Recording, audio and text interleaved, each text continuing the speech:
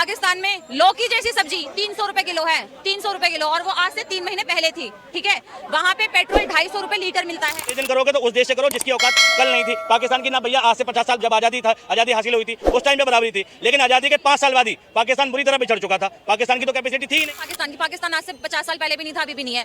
US जैसा देश, UK जैसा देश, कनाडा जैसा देश आज से 50 साल पहले बहुत अच्छा था, बहुत अच्छा था।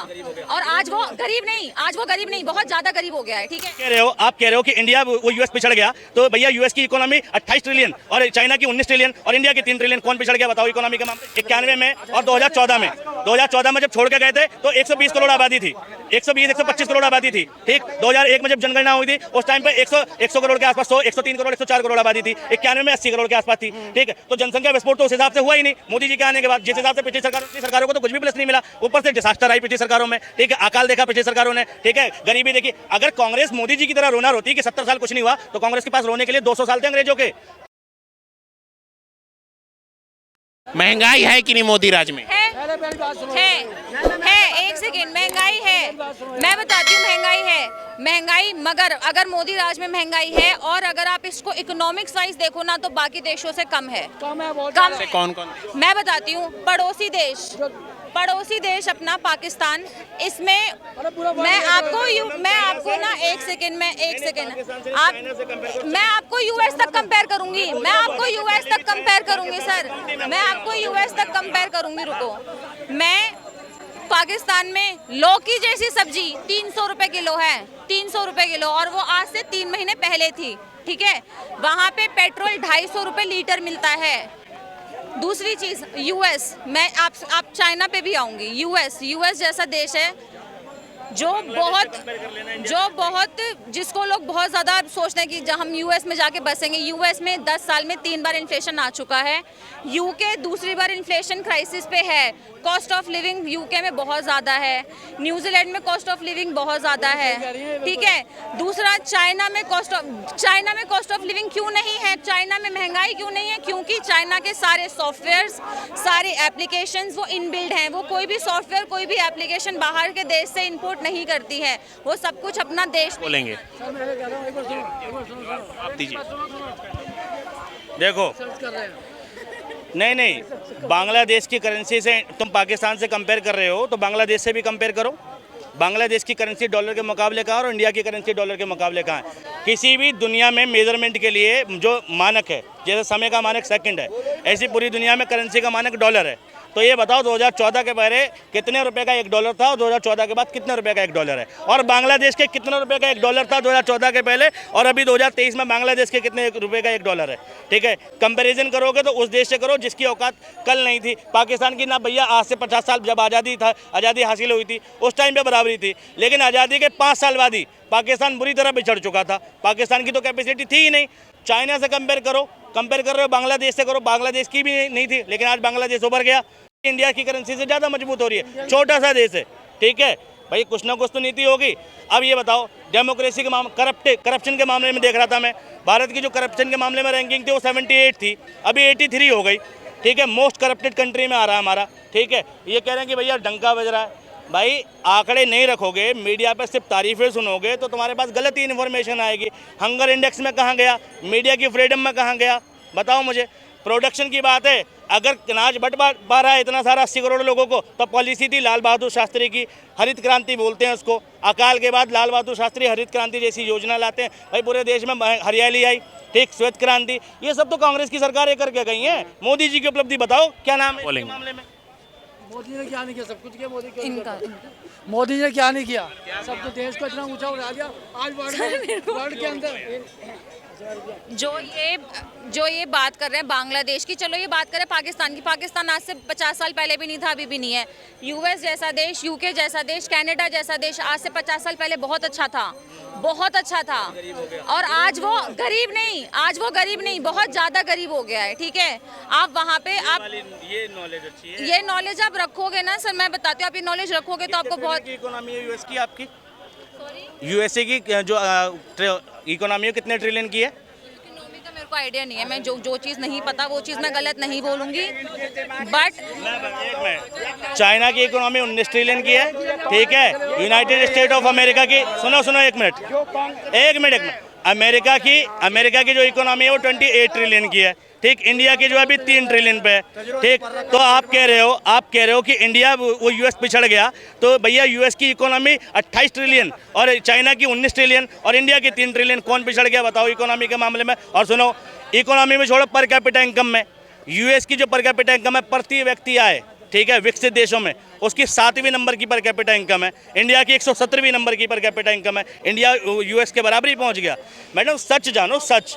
ठीक है, आप तारीफ करो, किसी के समर्थक बनो, विरोधक बनो, अलग बात है। 50 साल पहले कहाँ था इंडिया? आज से 50 साल पहले कहाँ था? आज से 50 साल पहले इंडिया की पर कैपिटल इनकम कितनी थी और यूएस की पर कैपिटल इनकम कितनी थी?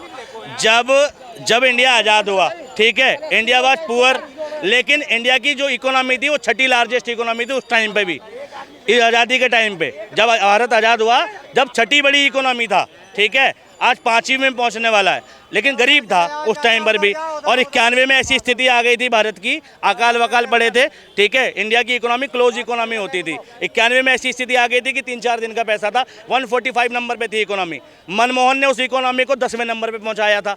2014 में जब मोदी जी को सौंपी थी तो इंडिया की रैंकिंग 10th थी और 1991 में 145 थी और मोदी जी 10वें से 5वें पे लाए और मनमोहन सिंह 145 से 10वें पे लाए। तो बताओ काम किसने ज़्यादा किया, मनमोहन ने या मोदी ने? तो वो 10वें से दोबारा 0 पे ही लाएंगे ना, वो 10वें से 0 पे ही तो लाएंगे। 10वें मोदी 10 से 0 पे लाएंगे ना, वो 10 से 145 पे ले जाके फिर से 0 पे लाएंगे। 10 पे लाने वाला ज़्यादा काम कर रहा है या 10 से 5 पे लाने वाला ज़्यादा काम? अरे 145 से 10 पे लाने के लिए मार्जिन भी तो था, 145 से 10 पे लाने के लिए मार्जिन भी तो था। उस टाइम पे पॉपुलेशन क्या थी? एक सेकेंड सर, आपके पास 20 लाख रुपए हो, ठीक, आप 50 लाख जल्दी बना लोगे या आप पर कुछ ना हो तब 20 लाख जल्दी बना लोगे? एक गरीब आदमी गरीबी से उभरने में टाइम लगाता है, लेकिन एक बार वो अमीर हो जाए ना तो वो बहुत अमीर हो ही जाता है। जब तक देश की इकोनॉमी 1 ट्रिलियन इकोनॉमी नहीं बनी थी तब तक देश के लिए चुनौती थथी कि कैसे ट्रिलियन में पहुंचा जाए। लेकिन जिस वक्त 1 ट्रिलियन हो गई ना, 1 ट्रिलियन हो गई थी 2007 में और 2 ट्रिलियन पता कब हो गई थी? 5 साल बाद ही हो गई थी। तो 1991 ठीक से आने में 1 ट्रिलियन आने में 2007, देखो कितना समय लगा, 17 साल, ठीक है। और 2007 में पॉपुलेशन क्या थी, 2023 में पॉपुलेशन क्या है? 1991 में 1900 आप 145 से 10वें नंबर पे लाने की बात कर रहे हो। 145 से 10वें नंबर पे लाए, 145 से 10वें नंबर पे लाने के लिए उनके पास टाइम था, उनके पास मार्जिन था कि वो 145 से 10 पे ला सकते हैं।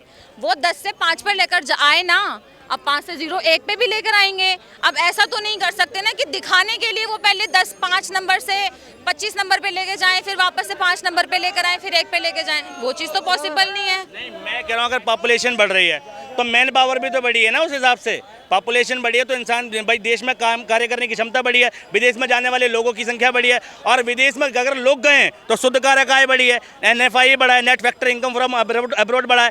भाई जितनी ज़्यादा पॉपुलेशन होगी उतनी ज़्यादा पॉपुलेशन काम करेगी, पॉपुलेशन काम करेगी तो इकोनॉमी में तरक्की होगी। तो भैया ये तो मोदी जी के लिए प्लस पॉइंट मिला, आबादी बढ़ गई तो घटा थोड़ी है इकोनॉमी के मामले में। और 91 में और 2014 में जब छोड़ के गए थे तो 120 करोड़ आबादी थी, 120-125 करोड़ आबादी थी, ठीक। 2001 में जब जनगणना हुई थी उस टाइम पे 100 करोड़ के आसपास, 103 करोड़ 104 करोड़ आबादी थी। 91 में 80 करोड़ के आसपास थी, ठीक है। तो जनसंख्या विस्फोट तो उस हिसाब से हुआ ही नहीं मोदी जी के आने के बाद, जिस हिसाब से पिछली सरकारों ने झेला। आज़ादी के टाइम पे भारत की आबादी जो थी वो लगभग 25-26 करोड़ हुआ करती थी, लेकिन उसके बाद जो ड्रास्टिक चेंज आया, भैया देखो कहाँ 25-26 करोड़, वहाँ 100 करोड़। मतलब कांग्रेस 25 से 100 करोड़ होने पर भी जवाबदेही थी उसकी कि भाई हम महंगाई कंट्रोल करेंगे, और इसकी आबादी, इस बंदे की आबादी 100 से 130 करोड़ होने के बाद भी तय नहीं हो रही। मतलब रीजन, पब्लिक रीजन क्या दे रही, आबादी बढ़ गई। अरे सरकार क्या घंटा करने के लिए चुनते हैं हम? सरकार को वेलफेयर सिस्टम के लिए चुनते हैं। सरकार जितनी आबादी बढ़ेगी उतना टैक्स बढ़ेगा, उतना मैन पावर बढ़ेगा। क्या बोलेंगे? मैं लास्ट में आपको यही चीज़ बोलती हूँ, एक कि हाँ मैन पावर बढ़ा। पैदा होने के बाद इंसान सीधा नौकरी करना शुरू नहीं कर देता ना। पैदा होने के बाद जो 18 साल का जो टाइम होता है, एक लीगल एज है 18 ईयर्स काम करने की, ठीक है। 1 साल से लेकर 18 साल तक बच्चा जो पढ़ाई करेगा, एजुकेशन पे लगेगा, खाने पे लगेगा, वो जो पैसा जाएगा वो बच्चा हमको कमा के नहीं देगा, वो 18 साल के बाद कमा के देगा। ठीक है, 2014 से लेके 2024 हो गया, आज 10 साल में जो लोग उस टाइम पे स्कूल में स्टडी कर रहे थे, जो लोग उस टाइम पे 6, 7, 8 क्लास में स्टडी कर रहे थे, आज वो इतने कैपेबल हैं कि नौकरी कर सकते हैं। ठीक है, आ रही हूँ, उसी प्लस पॉइंट पे आ रही हूँ सर, सुनो तो। वो प्लस पॉइंट उनको मोदी जी को इसलिए मिला क्योंकि वो उस टाइम पे स्टडी कर रहे थे। जो लोग आज पढ़ाई कर रहे हैं वो आगे जाके किसी और की सरकार होगी, वो लोग उसमें काम करेंगे।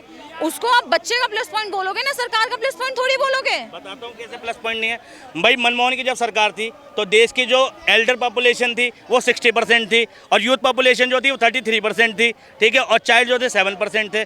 ठीक है, उसके बाद मोदी जी की सरकार आई। ठीक है, एल्डर पॉपुलेशन हो गई 40% और यूथ पॉपुलेशन हो गई 50% प्लस में। ठीक है, चाइल्ड पॉपुलेशन, टीनेजर्स की पॉपुलेशन मिड में रह गई। तो भैया जहाँ यूथ ज़्यादा होता है वहाँ वर्क ज़्यादा होगा, मैन पावर ज़्यादा होगी, टैक्स ज़्यादा आएगा। ठीक है, तो भाई मोदी जी को तो सारी चीज़ें प्लस मिली, पिछली सरकारों को तो कुछ भी प्लस नहीं मिला। ऊपर से डिसास्टर आई पिछली सरकारों में। ठीक है, अकाल देखा पिछली सरकारों ने। ठीक है, गरीबी देखी। अगर कांग्रेस मोदी जी की तरह रोना रोती कि 70 साल कुछ नहीं हुआ, तो कांग्रेस के पास रोने के लिए 200 साल थे अंग्रेजों के। ठीक है, कि 200 साल अंग्रेजों ने शासन किया जी, देश लूट लिया, कुछ नहीं, हम क्या करें, हम क्या करें, हम क्या करें। ऐसा नहीं किया कांग्रेस ने। कांग्रेस ने ये कहा कि चुनौती है, हम लड़ेंगे, तरक्की करी, डेवलपमेंट किया। अगर कांग्रेस रोती तो 200 साल रोती, ना तुम्हें मेट्रो मिलती, ना सड़क मिलती, ना मॉल मिलते, ना इंफ्रास्ट्रक्चर मिलता, कुछ भी नहीं मिलता। लास्ट में बस मैं इतना ही बोलना चाहूँगा, ये जो कह रहे लूटने वाली बात, अगर क्या कहते हैं कांग्रेस ने नहीं लूटा होता है, कुछ नहीं किया होता ना, तो आज ये 60 साल नहीं लगते। और ये जो बात कर रहे हैं कि उनको 60 साल से सब कुछ मिला था, एक चीज़ को ग्रो करने का टाइम होता है। इंडिया उस टाइम ग्रो हो रहा था, तो आप उसके ऊपर नहीं कह सकते। और रही बात लूटने वाली, सबको पता है कांग्रेस ने कितना लूटा। धक्के धक्के निकालना है कांग्रेस देश को।